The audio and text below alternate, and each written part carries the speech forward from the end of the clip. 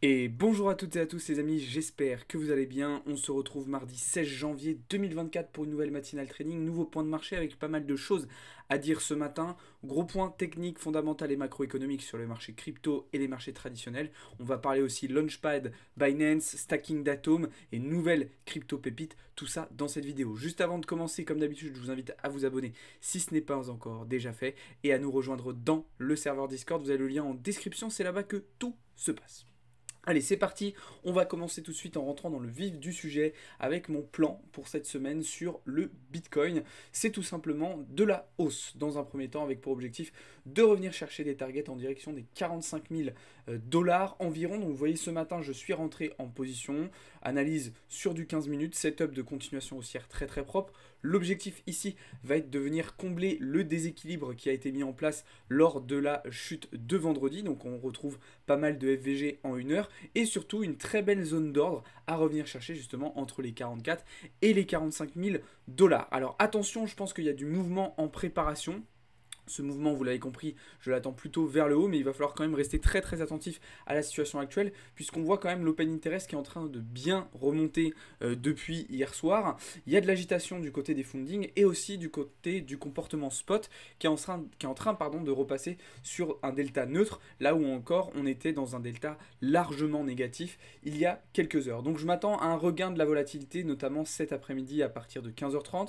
C'est vrai que c'est un constat, je pense qu'on aurait pu faire plus rapidement, mais effectivement, avec l'arrivée des ETF, il faut s'attendre potentiellement à ce que la volatilité sur Bitcoin soit vraiment concentrée sur la session américaine, donc entre 15h30 et 22h. C'était déjà un petit peu le cas jusqu'à maintenant, mais je pense que là, voilà, avec l'arrivée des ETF, c'est quelque chose qui devrait s'intensifier, qui devrait s'exagérer. Ok. Donc l'objectif, je vous le disais, retour vers les 45 000 dollars dans les prochaines heures ou potentiellement les prochains jours en fonction de la vitesse à laquelle va se déplacer le marché avec donc ces déséquilibres à venir combler. Et à partir de ce moment-là, personnellement, je prévois plutôt de repasser sur une optique, sur une réflexion vendeuse en fonction de la réaction du prix justement sur ces niveaux-là. Bien évidemment, si on casse en clôture daily les 45 000 dollars et qu'on vient prendre appui dessus, alors derrière, je m'attends plutôt à une continuation haussière vers les 48, vers les 50 pardon, voire même vers les 52 000 dollars.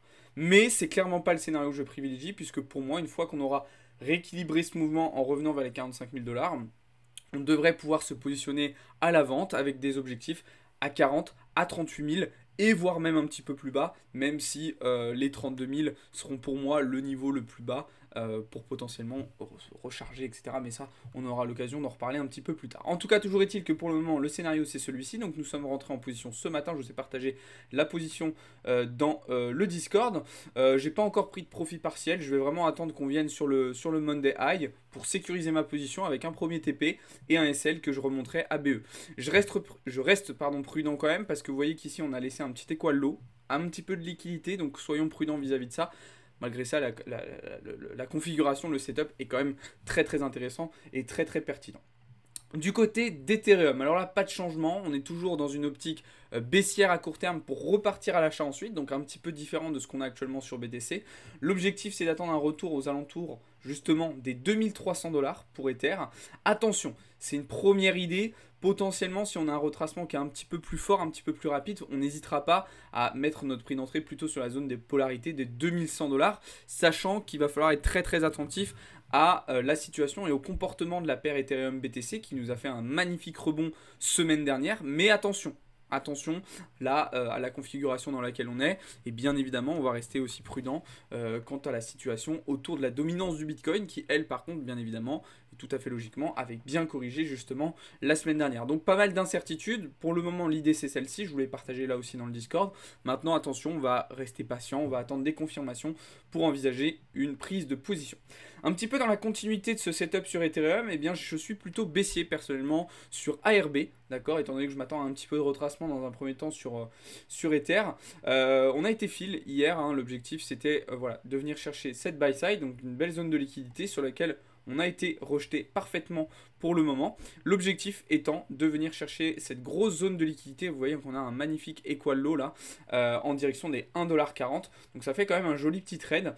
Maintenant attention, là on voit que ce matin on semble repartir un petit peu à la hausse. Pardon. Donc restons prudents quand même, mais le setup me plaît particulièrement. Ça, c'était pour ARB. Bien évidemment, je précise que tout ça n'est pas du conseil en investissement. Ne copiez pas bêtement les analyses que je vous partage, que je vous montre. Ok, faites vos propres recherches et puis surtout respectez votre risk management. C'est vraiment ça qui est le plus important. Matic, toujours en short. Matic, toujours en short. Position qui se passe bien, qui a été sécurisée. Ok, avec prise de profit partiel et SLABE. Attention, là, sur du plus court terme, on voit qu'on arrive sur une belle zone, ok, de supply. Potentiellement une petite réaction vers les 0,90 si on vient rebondir sur ce niveau. Et puis sinon, ça pourrait nous permettre d'aller directement plus bas vers les 0,70 notamment. Et on terminera avec ce setup sur le sol en 4 heures qui ressemble un petit peu à celui qu'on a pu identifier sur ARB. Sauf que là, pour le moment, le sol n'est pas encore venu récupérer cette zone de liquidité vers les 108 dollars. Très beau setup de retournement avec MSS Boss 4 heures. Donc là, ça serait pour moi le dernier mouvement avant d'entamer un retracement un petit peu plus important sur le Solana. Attention quand même. Je précise qu'on a des choses qui vont se passer cette semaine sur l'écosystème Solana avec notamment le lancement comment il s'appelle ? Je l'ai noté dans le Discord tout à l'heure. Voilà, le lancement du token Jupiter, donc qui va intervenir cette semaine et qui pourrait avoir un impact positif sur l'écosystème Solana. Alors, pas forcément que sur le sol, mais potentiellement sur d'autres tokens, voire même certains meme coins sur la blockchain Solana. Donc voilà, donc le Jupiter qui est un lancement très très attendu, qui pour moi a pas mal de potentiel. Je pense que ça peut être intéressant si jamais vous êtes déjà positionné dessus grâce aux différents airdrops, etc. Eh bien, félicitations à vous parce que je pense que c'est quelque chose de très intéressant. D'ailleurs, je vous ai partagé un petit peu dans le Discord, je l'ai sous les yeux là, les différents tokens qu'il va falloir surveiller cette semaine. Et pourquoi? Parce qu'on a des événements fondamentaux qui vont quand même être à prendre en compte.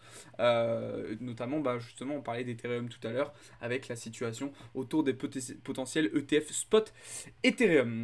Voilà ce que je pouvais vous dire là-dessus. On va passer désormais donc à un nouveau launchpad, un nouveau lancement sur Binance, à savoir le Manta. Alors je sais que certains raffolent un petit peu de ces lancements. Globalement, les derniers lancements sur Binance qui se sont merveilleusement bien passés, je pense au XAI de la semaine dernière ou il y a 2 semaines, ça s'est bien passé, le token qui s'est bien valorisé. Alors personnellement, le Manta, c'est pas un projet que je connais. D'accord, j'ai trouvé relativement peu d'informations de ce point de vue-là, mais ça concerne les applications Zero Knowledge. Donc c'est un layer 2 pour les applications Zero Knowledge. Donc c'est quand même une narrative qui a beaucoup de potentiel, qui est très intéressante, donc à surveiller. En tout cas, si vous voulez participer au lancement, eh ben, vous avez jusqu'à jeudi. Alors là, c'est un lancement qui est très très rapide, qui est très très court, puisque le launch pool a commencé hier soir et le listing du Manta va être jeudi. D'accord? Donc vous n'avez plus beaucoup de temps, mais vous pouvez, si vous voulez, stacker vos BNB pour recevoir justement des Manta avant le listing. Vous connaissez probablement le principe d'un launch pool, si vous allez d'un launch pool. Si jamais ça vous intéresse, je pourrais vous faire une vidéo dédiée à ce sujet-là. Dites-moi dans les commentaires si ça vous intéresse. Pour continuer sur cette lancée, je vais vous parler un petit peu de ce que je fais personnellement avec mes atomes et avec mes TIA via le wallet Kepler. Alors c'est tout simplement le wallet de l'écosystème Cosmos. Alors pourquoi je stake mes atomes? Eh bien je stake mes atomes parce que déjà il y a des rendements qui sont intéressants. En plus de ça, c'est un token qui pour le moment bouge un petit peu moins, enfin performe un petit peu moins que le reste du marché. Donc forcément c'est super intéressant de les stacker. Alors ça fait des mois et des mois que je me dis qu'il faut que je les stack et j'ai pas pris le temps de le faire, mais là ça y est, j'y suis, enfin ça y est, c'est bon, c'est fait. Donc rendements qui ont baissé un petit peu quand même par rapport à ce qu'on avait encore il y a 1 an ou 2 ans, hein, où on était encore sur des rendements qui étaient autour de 20%. Ça a baissé un petit peu, on est sur du 13% actuellement, mais ça reste quand même très très très bien. Donc très intéressant. Et en plus de ça, sur le wallet Kepler, je vais stacker aussi mes TIA. Alors pourquoi je vais stacker mes TIA? Eh bien parce que là aussi on va avoir des rendements intéressants qui sont entre 15 et 17%, en tout cas sur le validateur que j'ai choisi. Ça après évidemment ça va dépendre des validateurs que vous sélectionnez, vous allez avoir des rendements plus ou moins importants et puis des fees plus ou moins importants aussi. Et donc moi pourquoi j'ai stacké mes TIA? Eh bien principalement pour être éligible à certains airdrops, d'accord? Alors je suis pas un gros farmer d'airdrop, hein, vous savez que c'est pas forcément mon domaine de prédilection, j'ai pas forcément beaucoup de temps à allouer à cette activité, mais il y a quand même beaucoup d'activités sur l'écosystème Cosmos dernièrement, donc voilà, je me dis qu'il y a quelques petites opportunités qui peuvent être intéressantes à saisir, voilà pourquoi je le fais.